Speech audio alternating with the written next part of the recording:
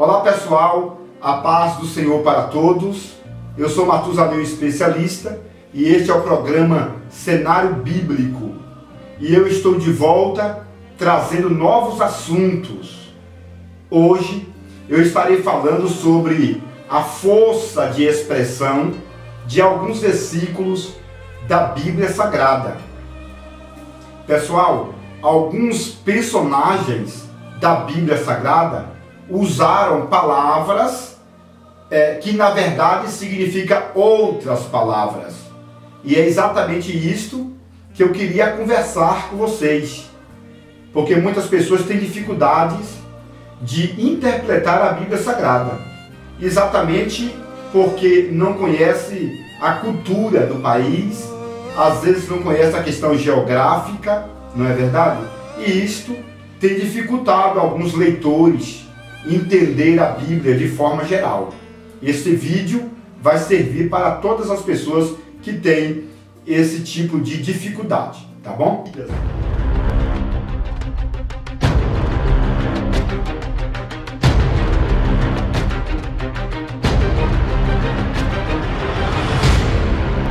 Pessoal, no livro de Êxodo, capítulo de número 4, existe uma força de expressão que muitas pessoas erram quando vai explicar. É aquela passagem que Deus chamou Moisés, dizendo para Moisés: levanta e vai à terra do Egito para tirar o meu povo, que está aprisionado, que está em cativeiro. E Moisés então disse para Deus: eu não irei, porque eu sou um homem pesado de língua. Tem uma tradução que diz o seguinte: eu sou um homem gago. Então muitas pessoas nos púlpitos das igrejas geralmente diz o seguinte: pessoal, Moisés era gago, ou Moisés tinha um problema na sua língua, na sua boca. Mas na verdade o texto no original hebraico é bem simples, porque aqui no original hebraico diz o seguinte: Deus falando para Moisés: Moisés, vai ao Egito. E Moisés diz para o Senhor: eu sou um homem que perdi o equilíbrio do idioma egípcio.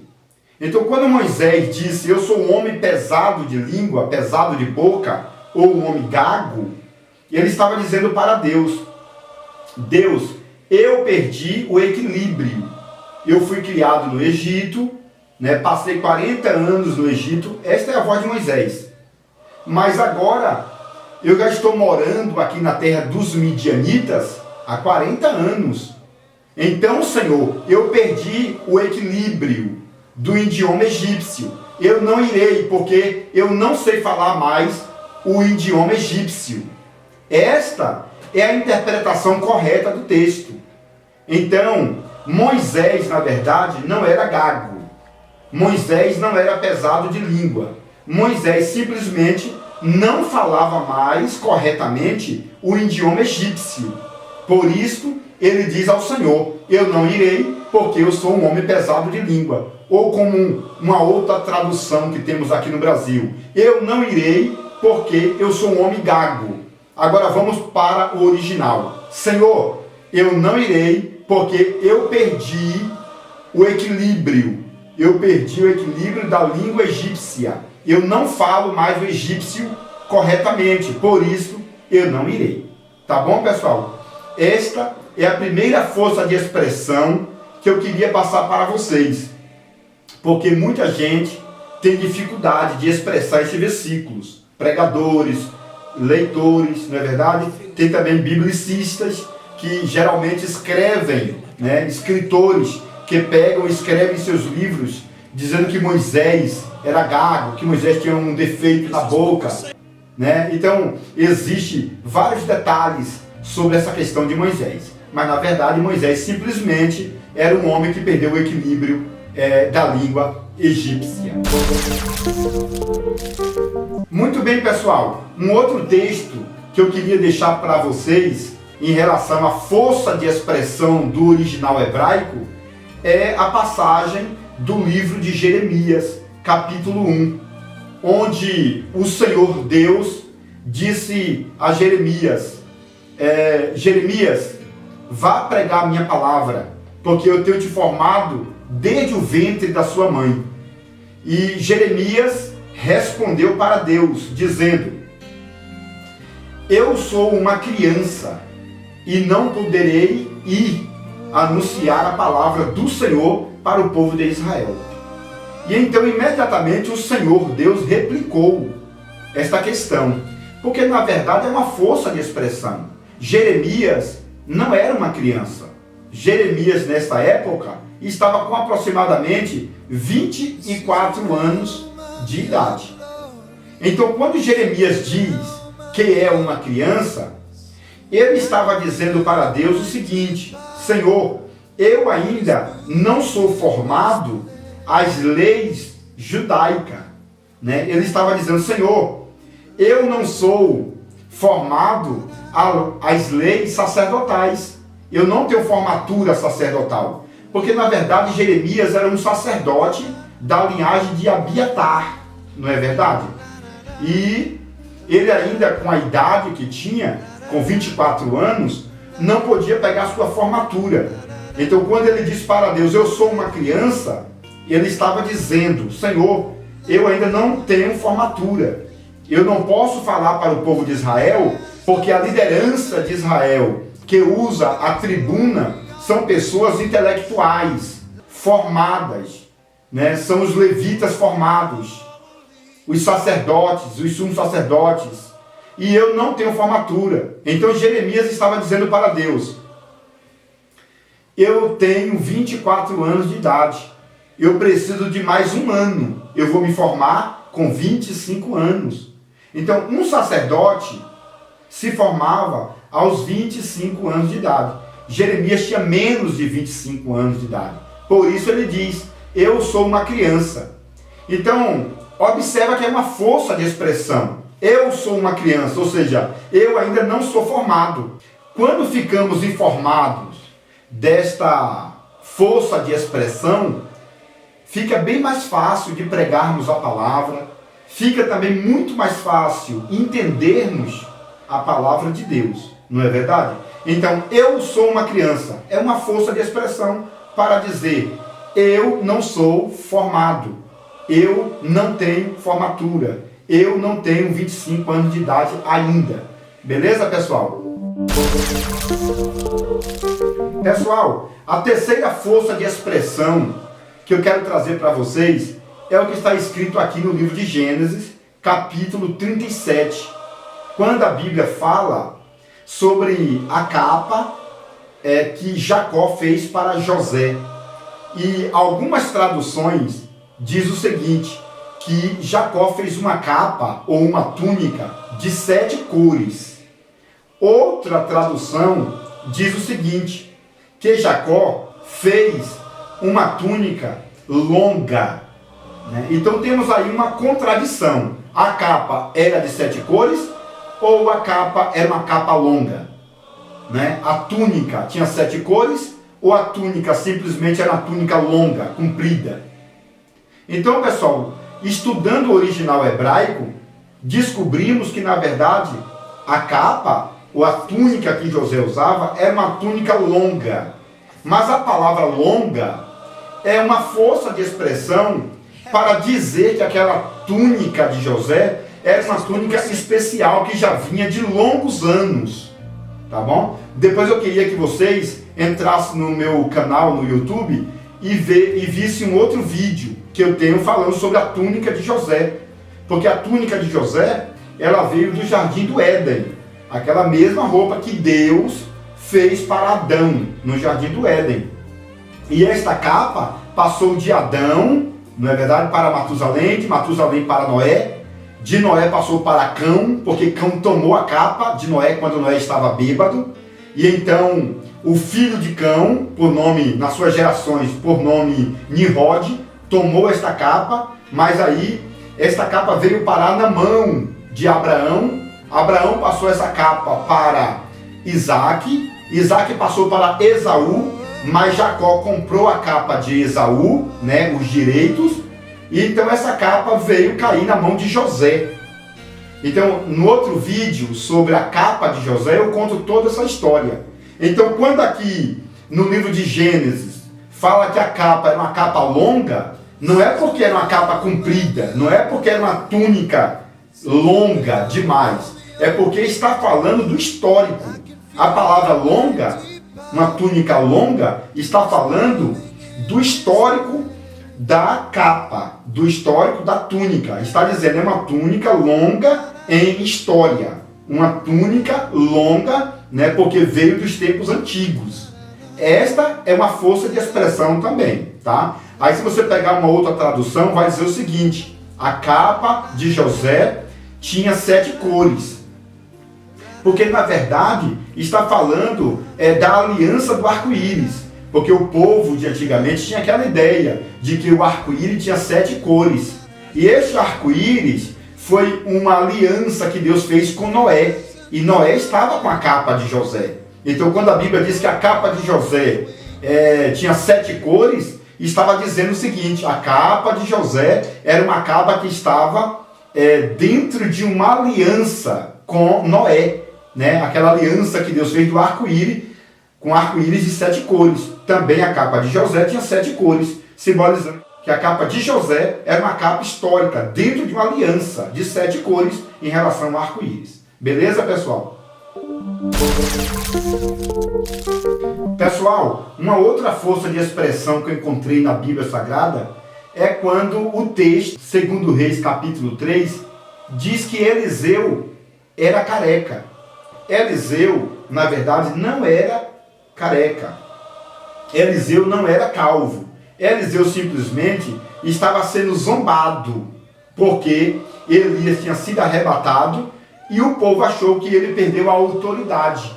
Então o povo dizia: sobe careca, sobe calvo. E então, na realidade, isto é uma força de expressão, tá bom? Agora, segundo a história, Eliseu naquele tempo tinha raspado a sua cabeça. Porque a história diz que quando uma pessoa ficava num estado de tristeza, de muita mágoa, eles rasgavam as suas vestes, por isso que Eliseu rasgou a veste dele. E também eles raspavam as suas cabeças, como sinal de tristeza, de lamento. E Eliseu realmente raspou a cabeça, porque ele lamentou a partida de Elias. Mas o povo dizia: sobe calvo. Estava criticando do voto que Eliseu fez. Eliseu raspou a cabeça, Eliseu rasgou a veste, e tinha alguns rapazes malditos que estavam zombando de Eliseu. Era um grupo de rapazes que seguia, né, as leis de Jorão naquela época. Ali tinha um bosque onde se adorava os deuses. Os jovens que estavam criticando Eliseu, na verdade, eram homens de pequena estatura, que seguiam, né, os deuses daquela época. E ali próximo tinha um bosque, onde aqueles jovens adoravam os seus deuses. E eles eram rivais do profeta Eliseu. Então ele saiu para criticar. E Eliseu olhou para trás e viu que esses jovens vinham para tentar matar Eliseu, para tentar destruir a vida de Eliseu. E Eliseu os amaldiçoou em nome do Senhor. Então veio algumas ursas e conseguiram destruir alguns daqueles jovens, né? Cortar o corpo daqueles jovens. A Bíblia não fala que eles morreram, porém, alguns jovens foram dilacerados.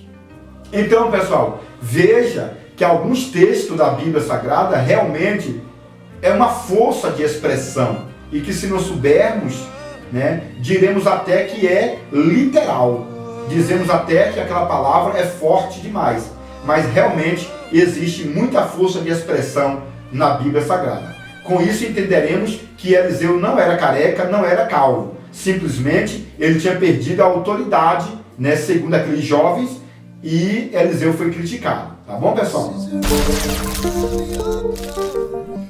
Muito bem, pessoal. Uma outra palavra da Bíblia Sagrada que tem uma força de expressão muito forte é aquela palavra do livro de Jeremias, capítulo 1 ainda, e versículo 11. Quando Deus perguntou para Jeremias: Jeremias, o que tu estás vendo? E Jeremias disse para Deus: eu vejo uma vara de amendoeira.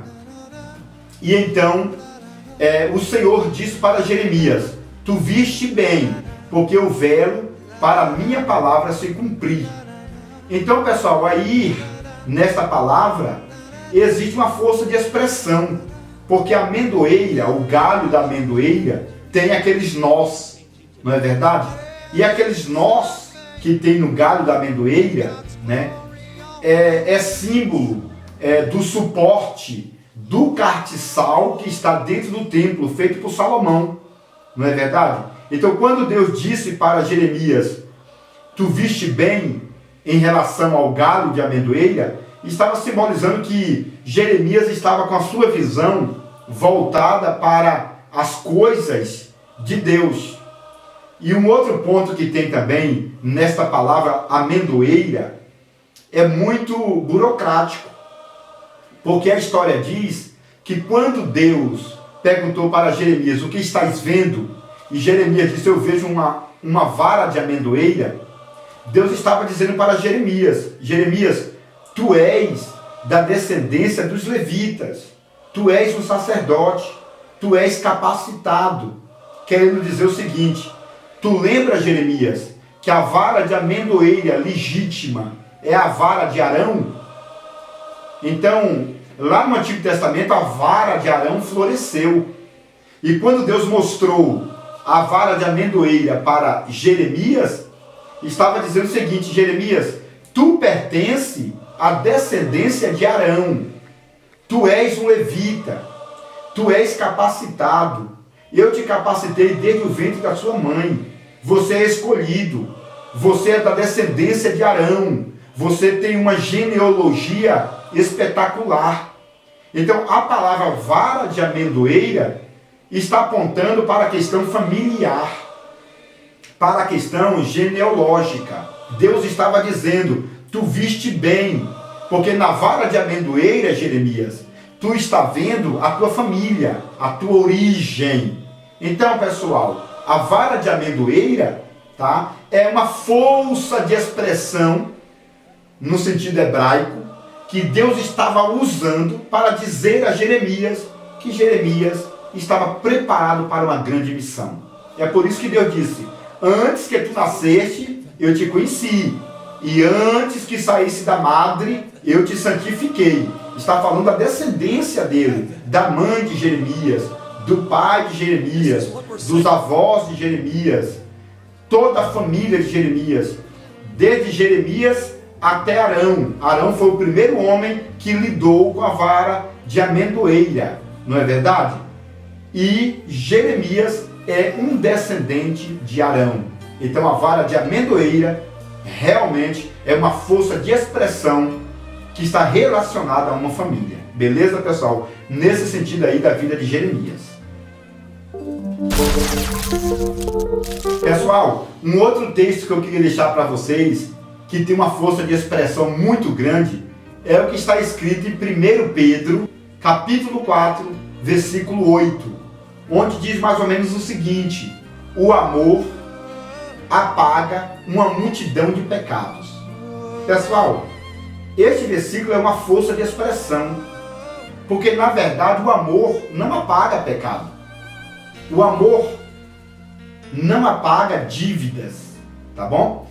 Então, o texto no original está dizendo o seguinte: aquele que ama, aquele que consegue amar, consegue perdoar uma multidão de pecados.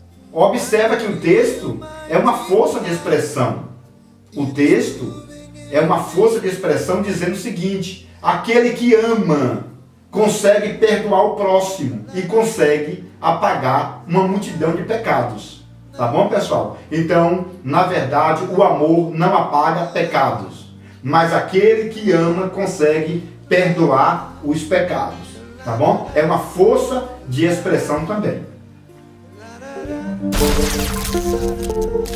Pessoal, uma outra força de expressão muito usada na Bíblia Sagrada é aquela do fundo da agulha. Quando Jesus disse o seguinte: é mais fácil passar um camelo no fundo de uma agulha do que um rico entrar no reino de Deus. E esse versículo foi muito debatido em toda a história da igreja. Depois que os teólogos, seminaristas, expositores, estudaram a questão da geografia da cidade de Jerusalém, descobriram que em Jerusalém existe uma porta pequena, de 1,20 m de altura, por aproximadamente 1 metro de largura.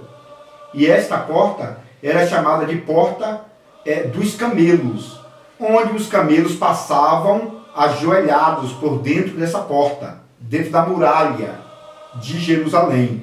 Então, a agulha, na verdade, não é uma agulha de costura. A agulha é uma porta. Tá bom, pessoal? Então, isso é uma força de expressão. É mais fácil passar um camelo no fundo de uma agulha do que o rico se salvar. O certo seria mais ou menos o seguinte: é mais fácil o camelo passar na porta pequena, nos muros de Jerusalém, do que um rico entrar no reino dos céus. Então sabemos a partir de agora que essa questão da porta em Jerusalém é uma força de expressão. Um outro texto da Bíblia Sagrada que demonstra que é uma força de expressão é aquela palavra de Jesus, quando Jesus disse o seguinte: o Filho do Homem não tem onde reclinar a sua cabeça. Muitas pessoas entendem por este versículo que Jesus era pobre, muito pobre, ao ponto de não ter onde reclinar a cabeça, ao ponto de não ter uma casa para dormir. Porém, os textos da Bíblia Sagrada demonstram que Jesus, quando tinha 2 anos de idade, recebeu muitos prêmios. Os magos que vieram do Egito, vários magos, reis, poderosos em condições financeiras, trouxeram muito ouro, mirra e incenso e entregaram a Jesus. E a Bíblia diz que Maria guardava tudo em silêncio.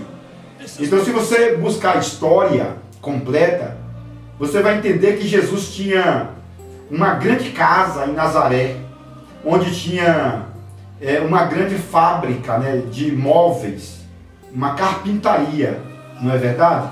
E também, se você ler toda a história, vai entender que Jesus tinha uma casa em Cafarnaum. A história diz que uma certa feita Jesus estava pregando em sua casa, quando um homem desretelhou, tirou as telhas da casa e desceu amarrado por cordas no meio da casa de Jesus. Então, Jesus, na verdade, não era pobre.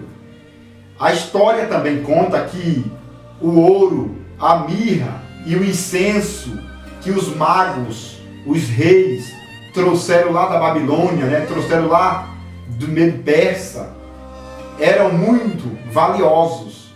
Segundo a história, todo este prêmio, toda essa riqueza que os magos trouxeram, equivale a aproximadamente 2 milhões de reais atualmente. Isso significa que quando Jesus tinha 2 anos de idade, ele já tinha 2 milhões de reais em mãos. Isso é bom entendermos para nós podermos interpretar o texto. Quando Jesus disse, o Filho do Homem não tem onde reclinar a sua cabeça. Ele estava dizendo que neste mundo não tinha lugar para ele, porque Jesus era o Filho de Deus. Então, pessoal, Jesus tinha sim onde reclinar a cabeça. Ele tinha casa em Cafarnaum, ele tinha casa em Nazaré, ele tinha pessoas da casa de Herodes que o seguia em sua missão. Zaqueu, por exemplo, deu uma fortuna para a obra missionária. Tá? Então Jesus tinha condições de comprar não somente uma casa, mas várias casas. Porém, o planeta Terra é realmente pequeno demais para acolher o Filho do Deus Todo-Poderoso, não é verdade? Então, no sentido de moradia eterna, Jesus não tinha realmente aqui na Terra onde se inclinar a cabeça. Mas no reino físico, ele tinha condições financeiras. Então, é um erro muito grave você dizer que Jesus era pobre, que Jesus não tinha onde reclinar a cabeça, que Jesus não tinha casa, não é verdade? É muito ruim, até porque José, pai de Jesus de criação, era da descendência de Davi e tinha direito ao trono de Israel, então ele tinha muito dinheiro também, tá bom, pessoal? É um erro muito grave dizer que Jesus era pobre. Então, esta questão é uma força de expressão. Pessoal, existem milhares de versículos com força de expressões na Bíblia Sagrada. Eu quero deixar um último aqui para vocês, tá bom? O último que eu quero deixar aqui para vocês é o seguinte: geralmente você encontra na Bíblia Sagrada a expressão dizendo, a um tiro de flecha. Ele correu a um tiro de flecha. Ele estava a um tiro de flecha. Isso é uma força de expressão para dizer que a pessoa estava a 150 metros de distância.